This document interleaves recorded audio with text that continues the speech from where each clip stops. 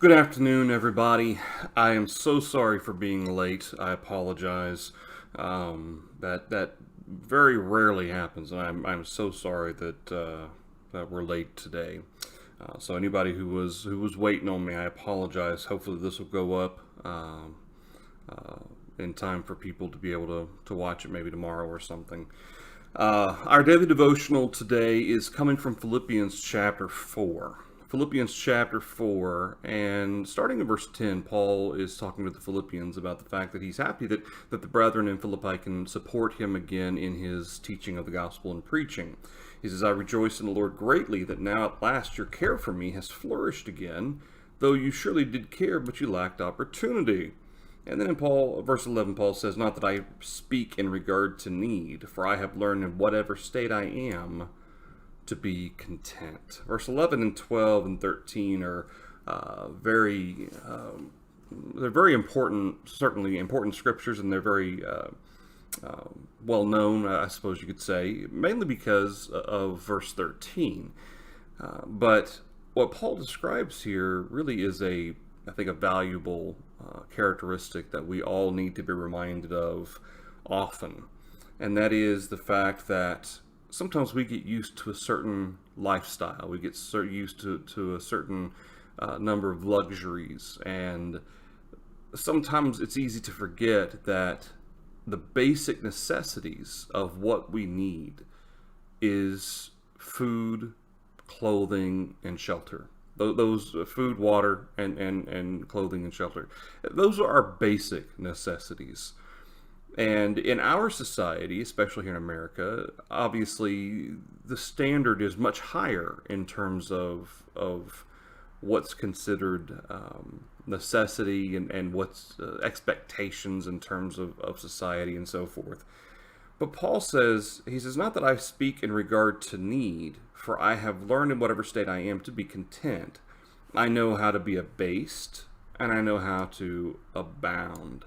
Everywhere and in all things I have learned both to be full and to be hungry, both to abound and to suffer need. I can do all things through Christ who strengthens me. We've talked about Philippians 4:13 in the past, talked about its proper context, being certainly about the strength that Paul receives from Christ to certainly in this application to endure hardship, to endure trial. Certainly all of that is kind of part of what Paul's describing in verse 13. Can it apply to other aspects as well? It can, but you got to be, you have to realize and understand what Paul's using it as, or using it for here in Philippians 4. But what he's describing is the difficulties of life. Certainly persecution can be a part of that as well, but that's not Paul's context. Paul's describing specifically just the hardships of life in general. And Paul says, I know how to be abased and how to abound. Everywhere in all things I have learned. So that's not something that comes overnight. That's something that you kind of train yourself. You recognize and remind yourself of what the basic necessities are of life. He says, I have learned to be full and to be hungry, to abound and to suffer need. It's interesting to me that a lot of people, a lot of religious people in the world tend to think that, well, if you're a Christian, God's going to give you everything you want or everything you think you need, and you won't have that problem. And if you suffer need, it's because you're doing something wrong or something like that. You're not really a Christian. But even the Apostle Paul suffered need from time to time. In fact, we know that there are times he even worked with his own hands to take care of his own needs. And so there are times where Paul recognized that there were times I was abased, I was hungry, I suffered need. But then there were times that he abounded, he was full, and despite it all, none of that really mattered in the sense of, did that change Paul's attitude towards his service? No. Thus, verse 13, I can do all things through Christ who strengthens me. In the end, kind of the perspective that we have to remind ourselves is that all of the things of life, Okay, even our food, our clothing, all of the basic necessities and everything else as well, all the luxuries, they're means to an end. That's all they are. They're means to an end. They should not be the focus of our mind. They shouldn't be all we think about. It shouldn't be what we shouldn't obviously be willing to sacrifice our service to God in order to focus on these things. But that's what Paul's point is. I can do all things through Christ who strengthens me. Okay? Because why? Where was his source of fulfillment? Where was his source of satisfaction? His ultimate need for the Spirit, even though maybe the physical needs weren't always met. And it was Christ. And it also goes to show as well that despite sometimes people reading scriptures and saying, like in Matthew chapter 6, Jesus says that God knows you have need of all these things. Seek ye first the kingdom of God and his righteousness. These things shall be added to you. That doesn't necessarily mean that you're always going to have everything that you want or everything that you need. Okay, there are going to be times maybe that you struggle. And Paul struggled. Okay, obviously Paul, he sought first the kingdom of God and his righteousness, but Paul struggled from time to time. He suffered need from time to time. And so when Jesus says that these things shall be added to you, they'll be added to you as God deems that you need, not added to you based on your Amazon wish list. And of course, the key component here in verse 11 is content. We talked before about contentment and joy and how closely related they are. Joy is the acknowledgement that I am blessed. That's what joy is. I can be unhappy and still be joyous. Okay? Unhappy and happy, that's an emotion. It's a state of emotion. Joyous or joyousness is an attitude. It's a mindset. It's an understanding that God has blessed me. Rejoicing is the outward expression of being blessed. The outward expression of acknowledgement that I'm blessed. Contentment is recognizing God's blessings and being satisfied with what he's given me.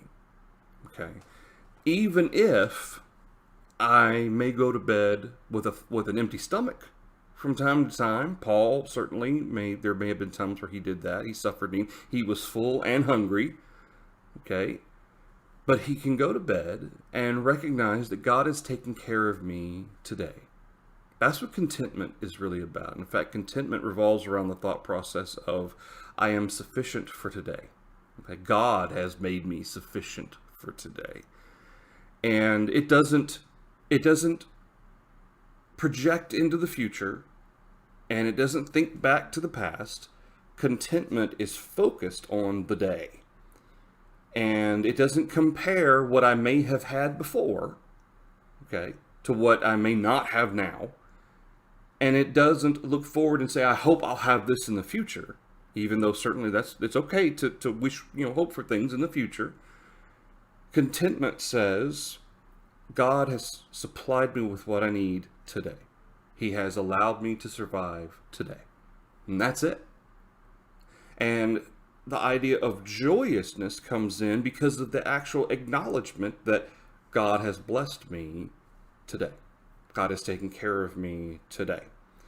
And in a world that is full of distractions, in a world that is full of luxuries and so forth, I think to be reminded to be content, especially for our young people. This is true for all age groups, but our young people especially, there's been several things that my kids, for instance, have had the luxury of having that I'm just going, where was this when I was little? Where were these types of activities and these types of toys and that sort of thing when I was a kid? And sometimes you watch TV shows from back in the 80s or the 90s, and you kind of hear them talk or reference, the old dial phones, the rotary phones and stuff like that. And I remember a rotary phone. We used to have one when I was growing up, but those are things from the past, and you think, oh, how much more we have today. And you recognize that the newer generations are growing up in a society that they have so much more than you or I had, and that's probably been true of each generation, at least here in America. But it also goes to show that what happens when those basic things aren't around for a while, like internet. Okay, what happens when your internet's cut off, the storms come through, and everything gets cut off? Okay, we kind of had some swords today. Well, what happens when the electricity gets cut off? Are you able to be content? Are you able to sit with yourself? Or do you have to constantly be distracted, constantly have something to do instead of just sit there? And in a lot of ways, it took me, I was practically an adult before I realized the value of being able to just sit. Certainly as a preacher, there are times where, you have to sit at the hospital and sit with families and so forth. And really when I first started preaching was when I learned the value of just sitting. And I've gotten to the point where I can sit for hours on end and it doesn't bother me, because I've learned to be patient, and I've learned that there's something to be said for just sitting with yourself for a little while. Maybe you think about blessings God's given you. Maybe you think about examining yourself and think about things I need to work on or whatever. But there's a lot of stuff that you can do in your mind that you contemplate and consider. And I say all that to say, contentment is learned. It's not natural. I don't think even babies aren't necessarily always content. It's not a natural thing. Being content is something we work at. It's something we strive for, and certainly Paul achieved, and we can achieve as well.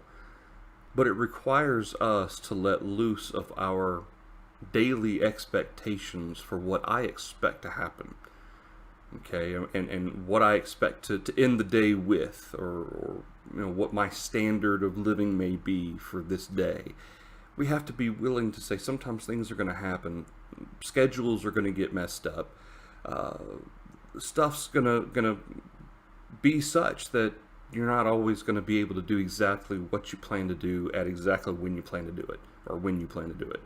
And being content helps us with that. And our younger generation, I know, like with my kids, that's one thing that maybe is harder for them than it was, at least for me. Again, I was practically an adult though. I was much older when I learned to really appreciate just sitting.